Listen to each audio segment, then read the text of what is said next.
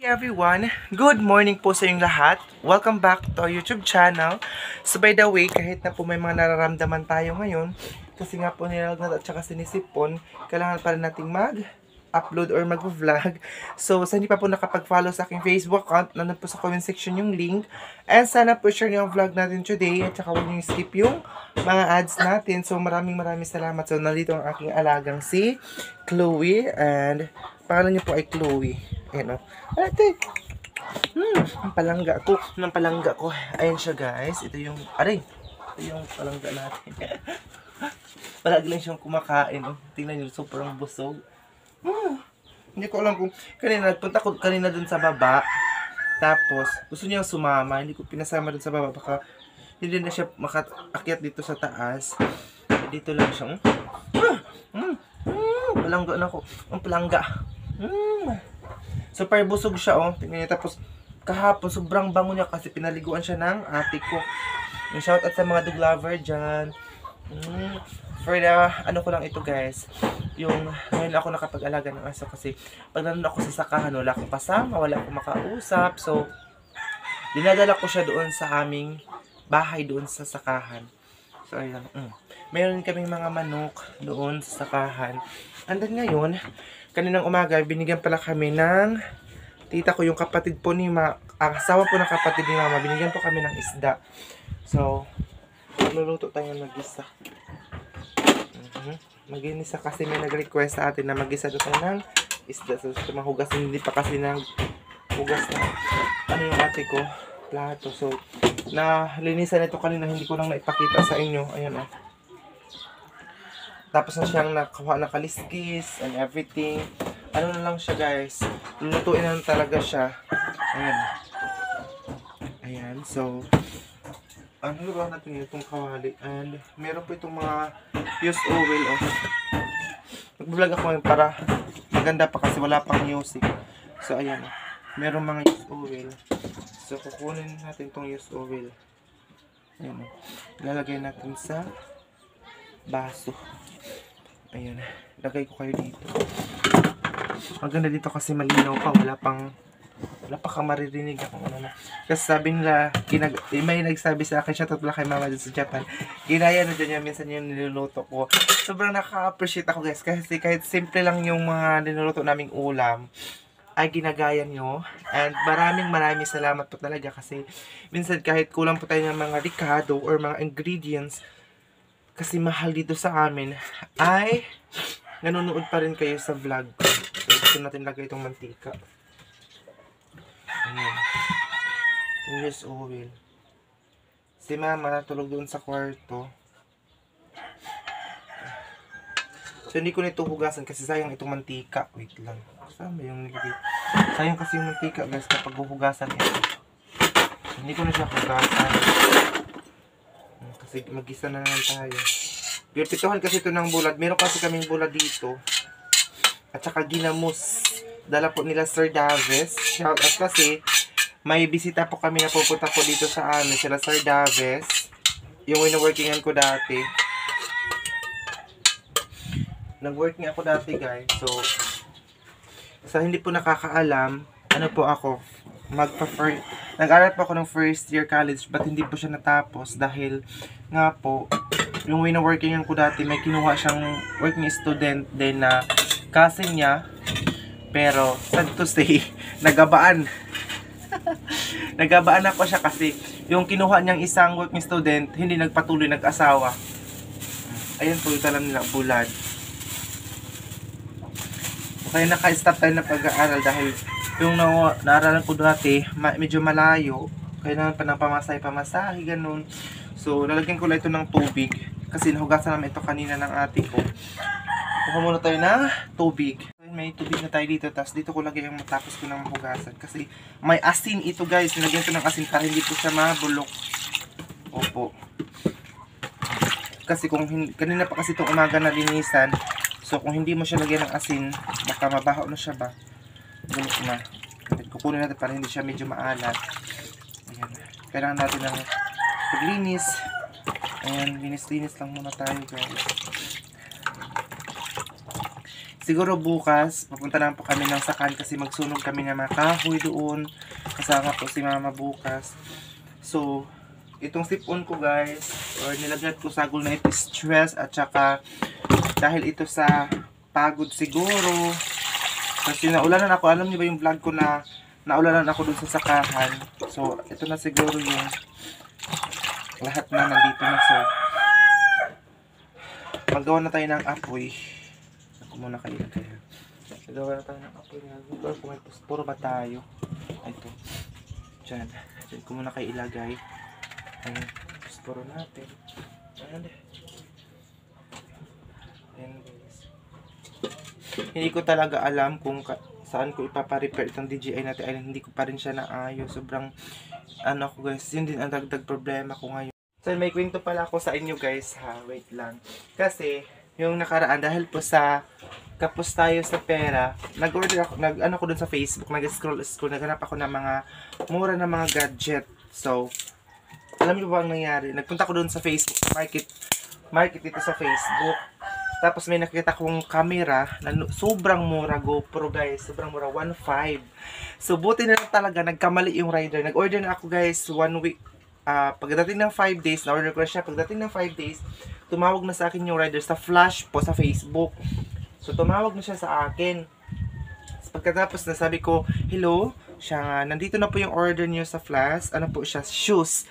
Buti na lang talaga nagkamali yung rider. Di ba mostly, hindi po talaga alam ng mga riders kung ano po yung laman ng ano guys, nung box. Di ba hindi nila alam kung anong loob yun? Or ano yung in-order mo.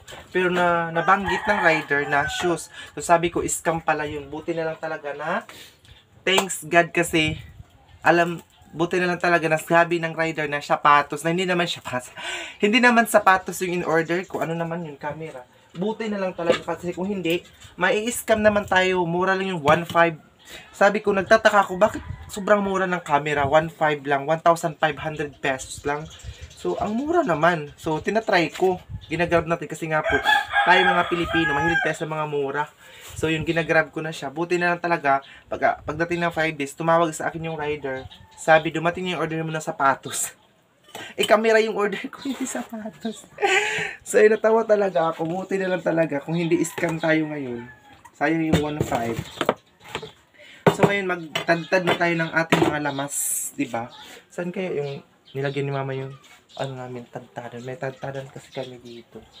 So, magtadtad na tayo ng ating mga ingredients natin or mga Ricardo kung sa Tagalog pa sa inyo. Ricardo ang tawag. Opo. So, ayan. Kasi, mainit na yan. Mamaya konti mainit na din yung ano natin, lamas. So, sa gisa, mag-isa din tayo ng luya. Para mas mabango. Kunti lang kasi para budget. Kasi, tingnan nyo. Bombay, sobrang maliit lang. So, mag ano muna tayo dito. Magbalat na mga Ricardo. Yan siya. So, alam niyo po ba guys, dahil po sa pag-YouTube ko, marami na akong natutunan. Kaya maraming salamat po sa tulong ninyo. Dahil kung hindi sa inyo, wala tayong matutunan sa mga anong ibig sabihin yan, anong tawag sa ganyan. Yun nga, sobrang blessed ako dahil sa inyo. Dahil natuto tayong mga ganyan na mga hala, ay goro dire, hindi ka ato ara. So, mag-isa tayo ng ating ano ngayon, isda. Ito pala yung binigay sa amin ng tita ko doon sa kapitbahay namin. Binigyan niya kami. So, kapatid siya ni mama. Asawa siya ng kapatid ni mama. So, babalatan natin tong ahos or bawang. Kasi yung mga garlic powder, iniwan ko dun sa sakahan. Doon ko yung dinadala yung garlic powder. Hindi ko na dinadala dito. Yung padala po yan ni tita from California. Ang din ito din. So, magano na tayo. Tapos, ginoo ko ganyan. Sige. Tapos, maglagay lang tayo ng sibuyas. Okay, ganito lang ako. Sobrang budget talaga kami dito sa Agusan Mars guys kasi sobrang layo po kami sa bayan. Tapos hindi tayo agad-agad makapunta pag wala tayong pera. Hindi agad makakapunta sa bayan. Hindi tayo makapag-grocery. Ganyan. Kaya sobrang tipid-tipid talaga tayo. Ganun lang. So kukunin ko muna yung mantika. Yes, na yung mantika natin. So, lalagyan na natin siya. Kunting mantika lang kasi si mama hindi siya mahilig na maraming mantika. Maano yung ano namin kasi hindi pa nalagyan ng pintuan itong ano namin, kitchen. Hindi pa siya nalagyan ng pintuan. So, yun lang muna. So, kunti lang talaga yung sibuyas na nilagay ko. Hindi ko alam kung maglasa ba siya. Lalagyan din natin siya ng paminta. Kasi sa mga nagsasabi na kahit ano daw luto, pwede na siya lagyan ng paminta. So, gagamitin natin pang ano guys. So, alam niyo po ba guys na nagpunta na ako sa bayan pero hindi pa rin ako nakabili ng tambal ng kuto. O gamot. Yung gamot ng kuto ba? Ano natin sa ulo. Ayan na. Ang inuuna ko palang nilagay ay luya. Ito oh. Luya nilagay ko una. Tapos ahos. Pangatlo na itong ano. Bombay. Ayun na siya ang mga ingredients natin. Sobrang, ano pa lang siya guys, mga ricado pa lang siya. Pero sobrang bango na. Diba? Ganun tayo magluto. Sobrang bango na kahit ganyan pa lang siya. Mabango. Kaya kailangan pag mag-brown na siya, ilalagay na natin na ang ating isda. Ang isda ay may tubig pa rin. Kukunin ko muna ito. Isda dito sa may planggana. Ang nilagay ko, ayan. Ita-transfer ko na siya dito sa para paglagay natin hindi siya malakas yung apoy. Actually mamaya na namin itong gabi pero lulutuin ko na ngayon para baka may music na mamayang gabi so hindi na tayo makapag-vlog. So ang gamit ko na ngayong camera ay ang cellphone ko na po kasi nga po na-dispal ko na yung camera. Dispal ko so sa kaka-obsess minsan guys, tayo mga Pilipino, sa kaka-obsess natin ng mura, napapahamak tayo. Buti na lang talaga, hindi, kasi ako kapag mag-order talaga ko sa mga online, minimake sure ko talaga kung legit ba, pero yun, sabi ko, baka legit ito, kasi may mga ano naman, may na gano'n naman doon, recommend, ganito, ganyan. So, kami dito sa Agusan Mars, kapag hindi ko alam kung kami lang ba, or ako lang ba, or kami lang dito sa bahay. Kapag nilagay po namin ng isda, dito sa dito sa ano, ganito, tapos may apoy dito sa gilid-gilid, kailangan namin itong kunin, ilagay namin dito sa lupa, para hindi po ano yung apoy, kasi, kapag ilagay mo, tapos may tubig mo, lakas kasi yung apoy, so, baka ano itong kawayan, so masunog itong kitchen natin. So, kukunin ko siya, lagay ko siya dito, ganyan. Tapos ilalagay ko na itong isda kasi nag-brown ang lamas. Ganyan siya. Tapos ibabalik ko naman siya. Ganyan. Ganyan ko na magluto. Guys, hindi ko alam kung ganyan ba din kayo.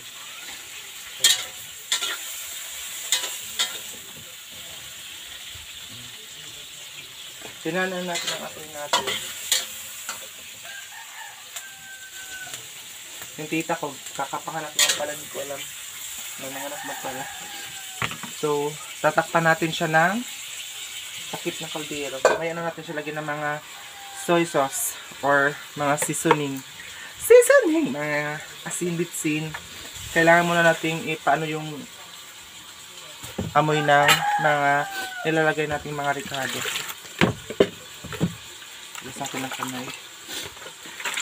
Actually, sinisipon talaga ako guys. Super. Ang sakit ang ulo ko. Alam niyo ba, hindi sana ako ano ngayon kasi sobrang sakit talaga ng ulo ko. Pero I need to work. Kasi sayang ang buwan-buwan, di ba?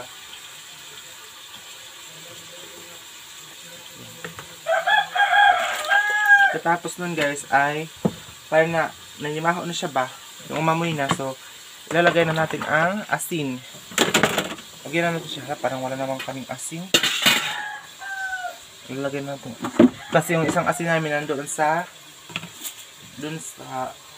kaha na iwan din. Tingnan yung mga kaldero namin guys. Ang iba ay plato ang aming pantakip kasi nawala yung mga takip. Nandun na sa mga maayong kamot. Kunti lang kasi lalagyan din naman natin siya ng sabaw mamaya. Tapos titignan naman natin siya ulit. Tapos lagyan siya natin ng ito, pamint black pepper. Shoutout pala kay Tita Ilongga. Ayan o, madami pa siya. So, yung garlic powder, nandun siya sa sakahan ngayon. Wala, ang dami nilagay ko. My God. Ang dami yata yung nalagay ko, guys.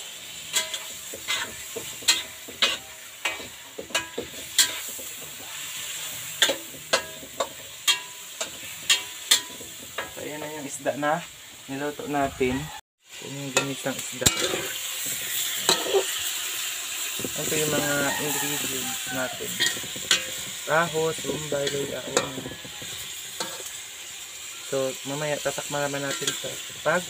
Tapos, kapag medyo wala ng mantika, lalagyan na natin siya ng tubig. Tatakpan natin ulit. So, yun o. Yun ang ano namin. Nilalagyan ng walang takip yung iba. So, ito mahugasin namin. So, by the way, maglalagay muna tayo ng ating batchokoy. Ang papampim-pim, ang parangganggang, ang palangga. Oh. Ayan oh. Hello. Hello, ito po yung palangging-gangging namin. Sobrang busog ito. Palangga. Meet my baby Chloe. Kasi, diba nag-comment, nag-suggest, ako ng suggestion kung ano yung papangalan natin sa baby girl natin. So, may nagsabi doon ni Chloe. So, si Chloe na lang ay papangalan natin. Ayan siya, ang baby namin. Ito lang yung libangan ko doon sa sakahan. Sobrang cute. Diba? So, yun ka muna kasi mamaya kakainin tayo. Pagkatapos natin, kagabi ang ulam namin ay paksiw. Kasi nagpunta ko doon sa sakahan, naniba ako ng isda. Naniba ako ng screen. So, may kuha tayong kunting isda, tsaka karpa. So, yun.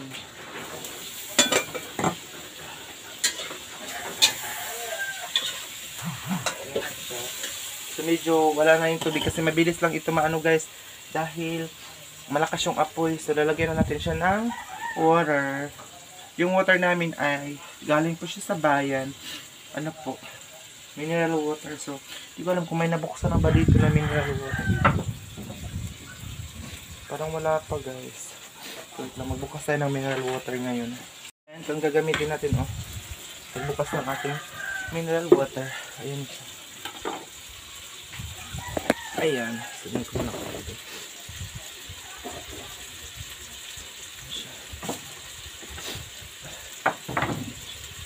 Galing po ito sa bayan guys kasi hindi na umuulan dito sa amin. So, nagpapadala na kami doon sa bayan ng tubig na maiinom po namin. Kapag may pupunta sa bayan, nagpapadala po kami. Ayan siya. Hindi siya mabuksan eh.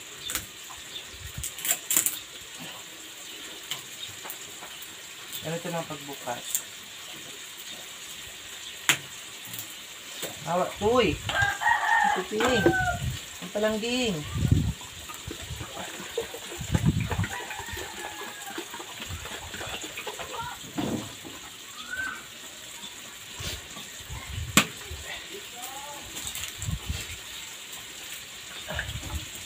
Kunti lang ang inilagay natin na sabaw. Kasi kapag madami ng sabaw, medyo mawala na yung lasa niya. Kaya kunti lang ang ating sabaw. Mahangin na dito ngayon pag ganitong oras na mga alas 12 na ng hapon na yun. So mahangin na siya. So lagyan lang natin ang tubig. Kaya baka kunti lang. Ganun lang. Hindi nga naubos oh. Kaya kunti lang talaga. So ayun siya oh. Ganun lang. Ganun lang ang tubig.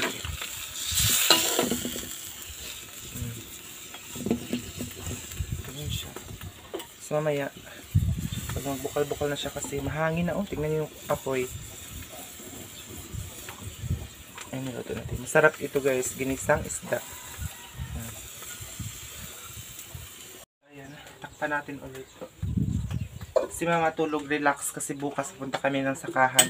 And then si papa nagpunta na doon sa sakahan dahil ng mga kahoy doon nagsunog.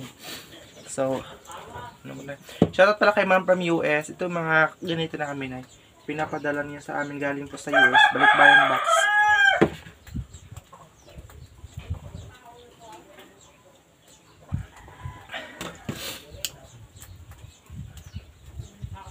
Ayun, kailangan ko uminom ng maraming tubig ngayon dahil sipon tayo. Sinisipon na siya pa. Ano, nilalagnat. So, ali, Chukoy. Papapam, dali. Dahil ito na po siya, magano na tayo. Ito yung gagamitin kong pinggan ngayon. Pinggan. Pinggan ba? Plato. Para sa pagkain natin. Kain na tayo guys kasi kunti lang kukunin natin. Tingnan nyo itong kanin namin. Oh. Ano lang kasi ito, bahaw para budget. Yung leftover namin ba? Mga dukot. Ano yung dukot? Yung nasunog na kanin. So, ayun na siya. Tapos ito yung gagamitin natin sa pagkuha ng isda. Actually, mahilig ako sa ulo. So, yung ulo ng isda kukunin natin.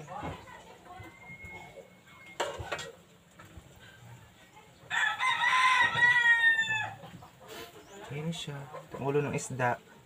Mahilig kasi ako sa ulo. Ayun siya guys. Chokoy.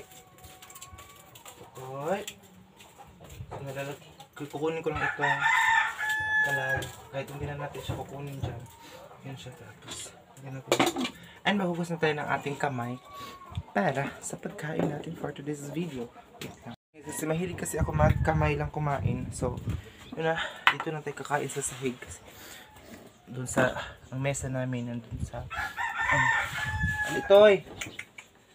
Ito yung kasama ko dito si Matumba.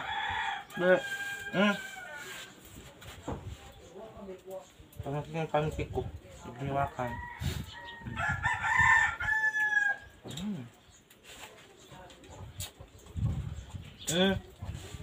Ito ang sapra. Mamaya ka na. Mamaya ka na to eh. Ano dito kakain ng kanin. Gusto niya ulam palagi. Okay. Ang isda, pag masobraan siya ng black pepper, mag-anghang. Paano tayo?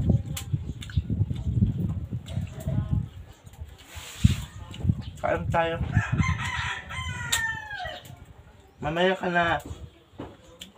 No? Kasi busog ka pa. Busog ka pa.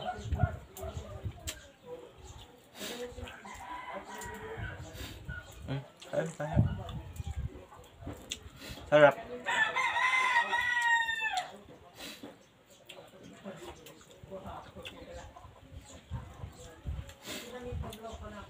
Ang cool kata guys na ano ko na talaga na kapag kumakain ako yung mga tinik dito ko lang din ilagay. Bahala kayo kung ano yung sasabihin, basta mahilig ako sa ganyan para mawasa-wasa ba. So na, pakainin ko siya ng kanin, hindi siya kakain ng kanin. Ay himala, kumakain na siya ng kanin ngayon. Eh baka nagutom na talaga siya. Kasi hindi talaga ito kumakain ng kanin. Kumakain na siya. Yung first na pagdating niya dito sa bahay, tahol ito ng tahol. Ngayon hindi na.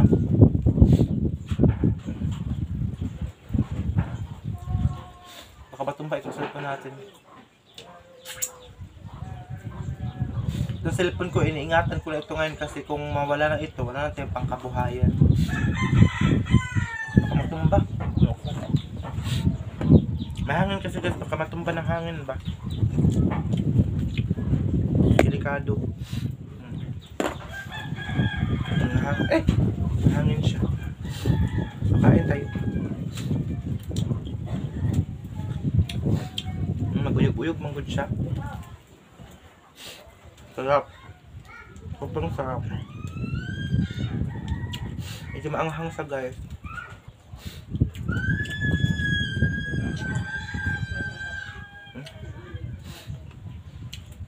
Mamaya na ikaw na. Mamaya na. Hindi niyang kumain.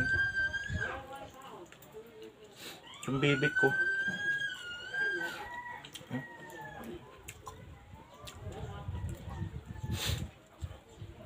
Kain tayo. Sana di ba kumakain? A few minutes later. Yun guys, tapos na tayong kumain. Nandito na tayo ngayon sa taas. Tingnan nyo yung paligid. Oh, napakainit talaga dun sa labas. So, nandito na tayo ngayon sa loob. Kasi dito ako mag-iinit ng mga video. Ayan, so noon sa namin, oh. Bakit kaya nilagyan ito? Mahangin kasi yung cortina. Bakit kaya nilagyan ito ng ganito? Oh, naman. Tapos ang trapal, pumapasok na. Soon, malalagyan na natin ito ng ating window. Ang ating ganyan. Pero, oh, tingnan itong mga ginagawa ng mga, alam mo ba si mama kasi mahilig magtahi. Gumagawa siya ng unan, gumagawa siya ng cortina. Kasi minsan, kunti lang yung cortina namin ba? Bilang ako kasi papa. Ngane! Ito lang, yan lang. Ato uma.